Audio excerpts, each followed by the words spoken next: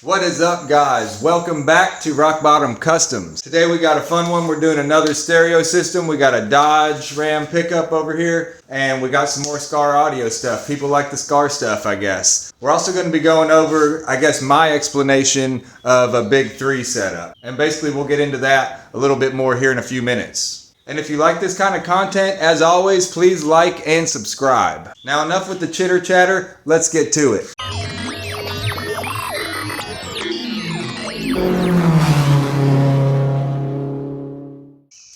All right, here we go. Today's project is, I think it's a 2012 Dodge Ram, 25 duty, turbos, Cummins, all that stuff. We are going to do some upgrades to the stereo system.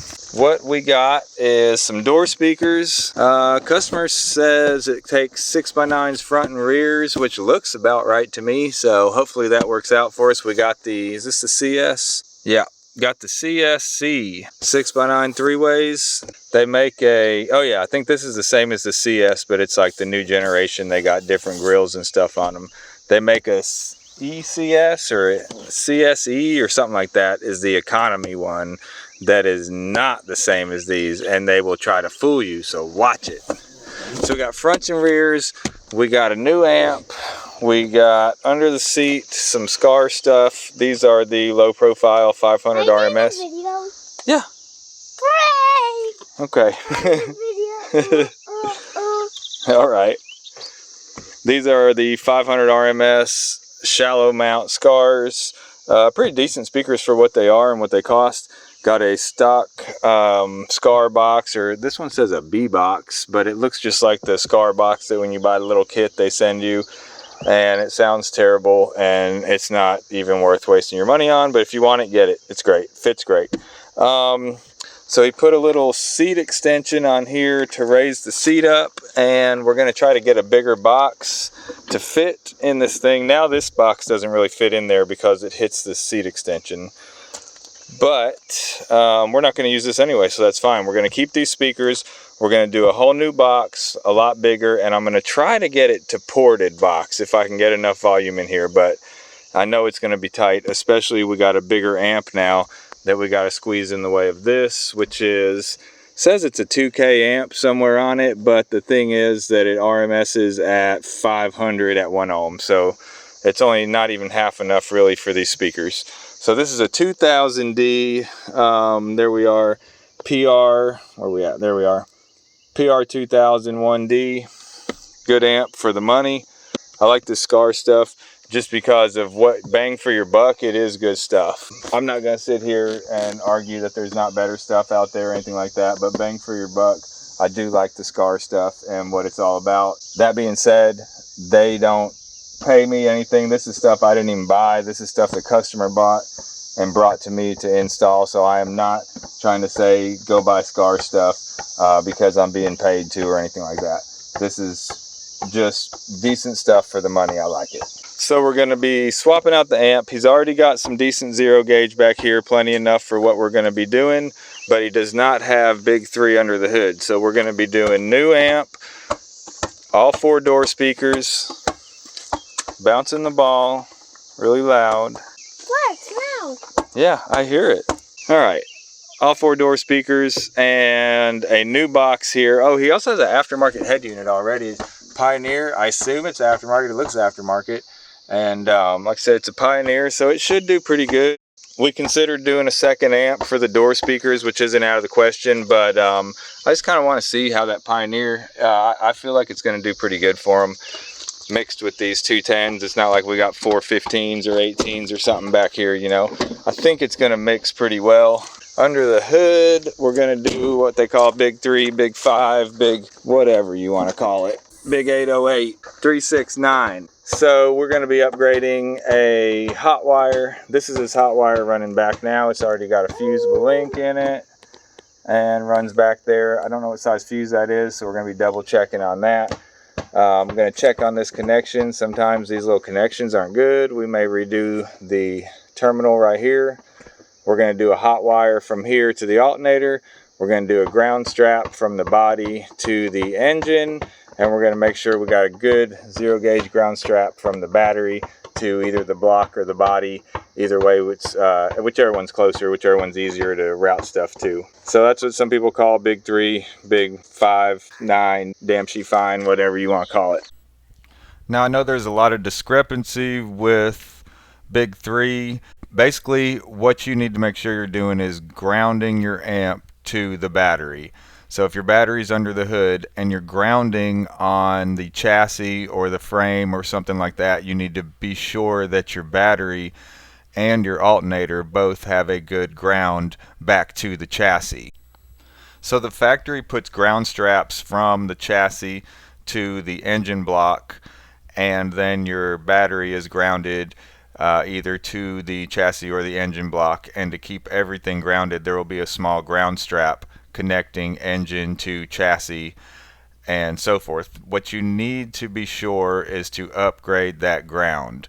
So you're upgrading the ground from the block to the chassis because you're grounding your amp to the chassis way in the back of the truck. Then you have your hot wires that need upgraded. That's the hot from the battery to the alternator, so that the alternator can push more current out to the battery. So we're charging on a 0 gauge wire, which is the same size wire that we're pulling from the battery to the amp. Same with the ground. So basically we're just upgrading the factory tiny little 12 gauge or 8 gauge or whatever those wires are in your car to 0 gauge stuff. Hopefully this makes a little bit more sense when we get into it later on in the video. So we're going to be upgrading that. Like I said, doing door speakers, doing new amp and a new box. I'm going to try my damnedest to get a ported box under here, but I don't know if it's going to work or not. We ain't got a whole lot of room, but we do have some room to play with. If I can bring it all the way out flush with the front of these seats, it's going to gain us a little more too, and we'll just see. We're going to do some measuring on it and we're going to see what it'll do. So first things first, I'm going to pop off a door panel here, and looks like we got a bunch of fasteners going around the outside of it. I know they always hide one right here on these old Dodges, and I'm not sure if there's going to be one hiding in here. Maybe not, maybe not. We'll see. We'll see if they got any hidden ones on you. I'll let you know if anything weird pops up and anyone needs to know about it. But for now, it looks like we're going to start with these. Looks like a Torx head fastener all the way around the door, and this is probably a Torx fastener too. We'll pop this little dude open. Let's see. Oh, he's a Phillips. Phillips under there. So let me grab a handful of tools and see if we can get this door panel off. So voila, there we go. It is a bunch of these little fasteners right here. They do have a little Torx head on them, and you can unscrew them out. Once you get them part ways out, you can go ahead and pop these out, but I always just take them apart so that they're not falling in half and falling all over the ground. Take the pin out, pop these out with your cute little tool and whatnot. I had the one Phillips screw right here, which pops this off, and now the door panel just whooshed right off of there. There we go. But look at this. Somebody put Rockford Falls gates in here? That's not stock, right? Right? Like, that's not stock. Did they put... Somebody may have already changed these speakers out. Well, I don't know if you can tell it. There's a little piece of metal inside the door here. It looks like part of the window track or something. Yeah, I think that's part of the window track reinforcements there. And the magnets hitting it. I'm sure those Rockford Falls gates were probably doing about the same thing, which is why they don't set back all the way, and it's leaving us with a little bit of a gap around the edge of the speaker. Let me get you in here, I'll show you what you're talking about. So, with the speaker all the way back, we got this little bit of gap going on here, which is probably why those other screws weren't looking so right either, but this one's a little more drastic. Yeah, I think what I want to do is just cut some pieces of some polyline that I got. Same thing I use to spacer my amps. If you've ever seen me do that before, I'm going to do the same thing for these speakers. I'm going to cut some little pieces of polyline, put under these to spacer it. I don't want it touching that piece of metal back here. You see where I'm talking about? And we're hitting it. Boom. Right there. Hitting it. It's magneted to the door. It can't even fall out. So probably just leave it like that. No. I'm going to build us some little spacers real quick. put on these. I may need some longer screws. I'm not quite sure. We'll see. We'll see. So this is the little poly supply line pieces I cut up. I cut myself 4 of these little guys, and I'm just sticking them behind the speaker here and hoping that that's going to work for me. We're going to find out. The big test, does the door panel still fit on?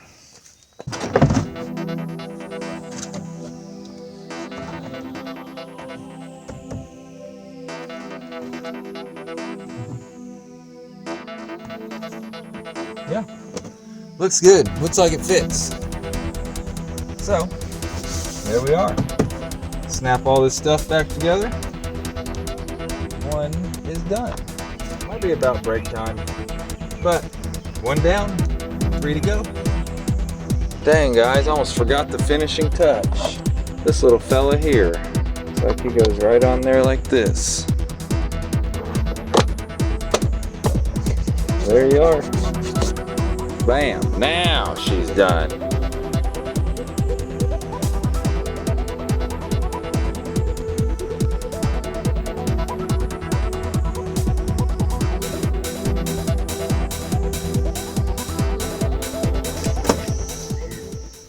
That's it. Bam. More Rockford Falls gate. You only have to put 3 of the screws in the back ones though. So that's pretty good.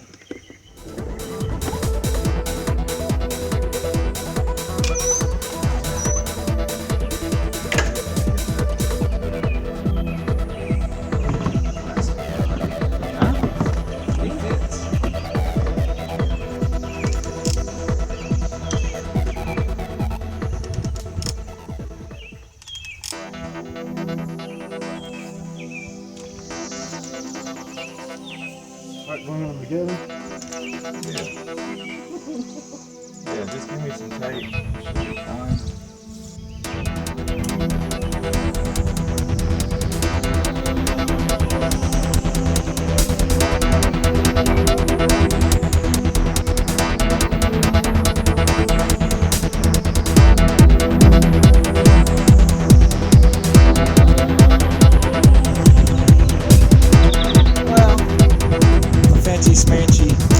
Auto feed soldering gun has taken a crap today. I guess the element's bad in it, I don't know. I tried to bypass the switch and check the voltage, and so gonna break out old standby. I hadn't used this one in a while. Boy, it's seen better days.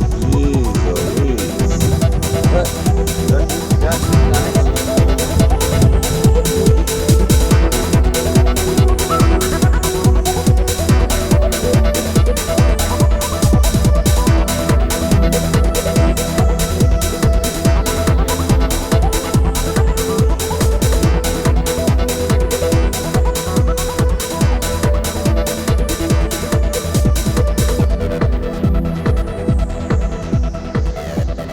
Alright, so here's the update. I got all the door speakers done. They sound awesome, and I'm about to start on this crazy box back here. So we got these weird little cubbies. The old box, as you can see, had these weird little drops in it to try to maximize some space, because otherwise you only got about, on the inside of the box, you only got about 1 inch of space there for your subwoofer without that drop down into those 2 cubbies. So, and then you got this weird little spot. I guess some of them have like a, I don't know, like a 60-40 split bench back there. This one does not. It's got a solid one, so I don't have to worry about that notch. But I do want to maximize my airspace with these cubbies right here. Not only that, but I also need room for that magnet to be able to drop down. Like I said, we do have a lift on this seat. I think I mentioned that. I'm trying to fold this down. I think I mentioned that earlier in the video, but anyways, so it gives me a little more room. It's not a lot, but it's a little bit. And I've been doing a whole bunch of measuring on this thing, and I want to do a ported box. Everybody's gonna say there's no room for a ported box under the seat, but I'm telling you what, I'm gonna do it. I'm gonna squeeze it in here. And it's gonna be pretty wild, because what I'm gonna do for the bottom of the box, I've got my top and bottom laid out on this piece of MDF here. Don't worry about this diagonal one. That's not what we're using. I was actually trying to get 1 inch wider than this board will allow me to do. And I figured I can run it diagonal and get that extra inch that I want, but then I don't have room for the next piece. So I had to scrap the extra inch, and you actually gain an inch in this board because it's not 48 inches, it's 49 inches across. The top of my box is going to be 24 inches deep, and the bottom of my box is going to be 25 inches deep. And that's just the most I can get out of this.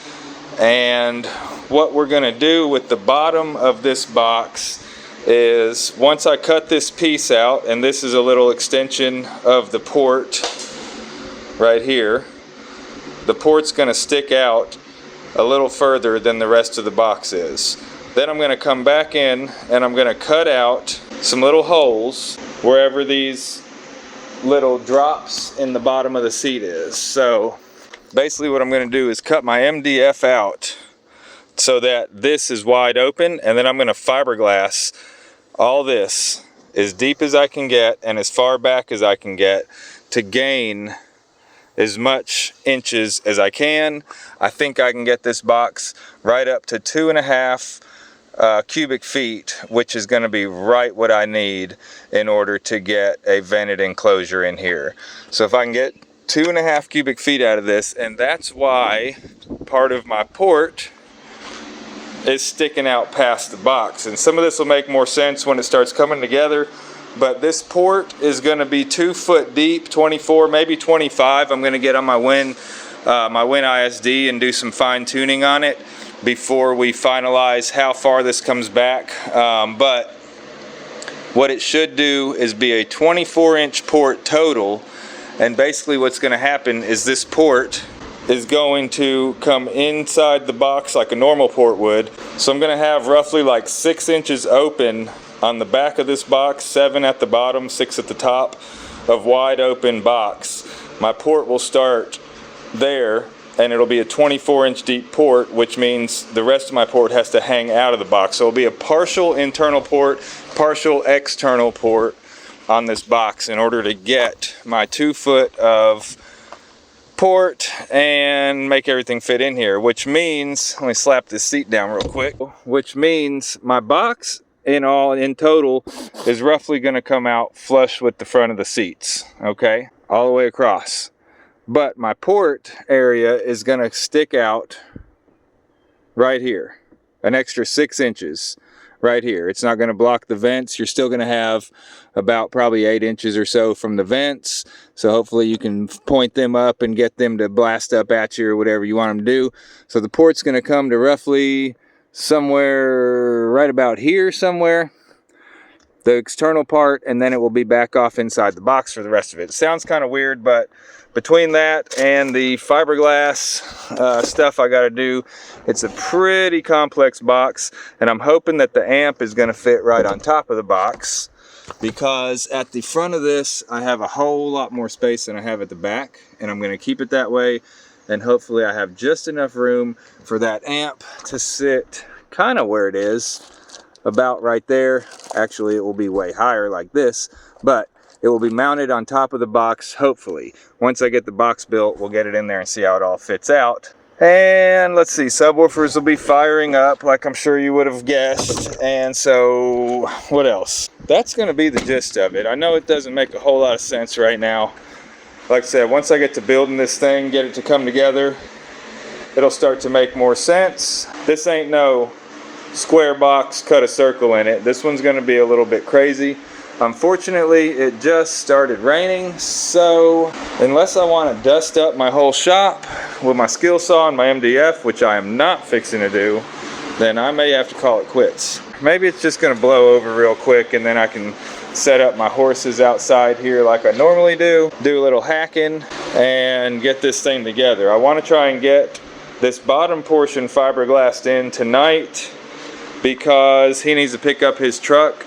If I can't get this done tonight and get the fiberglass to set up, then it's going to put me way behind and starting on it a whole another week from now. But so yeah, That's the gist of it. So basically the bottom of it will have a big deep molded area that takes advantage of all those missing inches, which this tried to take advantage of, but with the thickness of this wood and the fact that it's not really conformed to the bottom of that floor pan in there, you're missing out on a whole bunch of cubic inches. If I did a box like this, even with the extra lift from that seat, there's no way that I would be able to get a ported box in there. Honestly, it's not even going to be worth a crap for a sealed box. This right here is junk. I don't know if you guys are buying these, but you might as well just put some 6x9s in your doors and call it quits. If you're buying subwoofers and putting them in this kind of a box that they sell you because it fits in your truck, you're wasting all the money you spent on your amp, your speakers, your wiring, install. All that stuff is wasted if you're using this box, I promise you. Let me check on the radar, see what's going to happen here with this rain, and hopefully we can come back and get started on some of this in just a few minutes. All right, we're going to wrap up this episode right here. I hope you guys liked it, and stay tuned for the next episode. And as always, please like and subscribe.